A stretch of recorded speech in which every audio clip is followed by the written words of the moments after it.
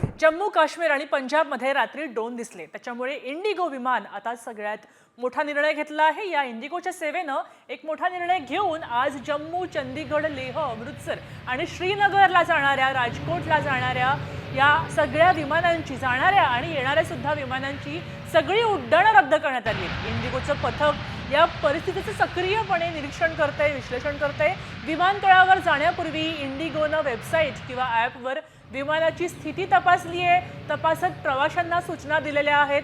सगळ्या प्रकारची उड्डाणं इंडिगोनं रद्द केलेली आहेत, कारण काल संध्याकाळी जम्मू काश्मीरच्या काही भागांमध्ये ड्रोन दिसले। ते पाकिस्तानचे होते का, त्यांचा काय उद्देश होता हे माहिती नसल्यामुळे सध्या काही उड्डाणं स्थगित करण्यात आली आहेत। उड्डाणं 32 एअरपोर्ट्सवरून स्थगित केली होती, मात्र काल संध्याकाळी शस्त्रसंधी झाल्यावरती उड्डाणं पुन्हा सुरू केली गेली। आता ती परत स्थगित करण्यात आली आहेत। प्रवाशांच्या सुरक्षिततेला सर्वोच्च प्राधान्य असल्याचं इंडिगोकडून सांगितलं गेलंय। इंडिगोनं याचा पुनरुच्चार केलेला आहे आणि म्हणून काही उड्डाणं रद्द केलेली आहेत।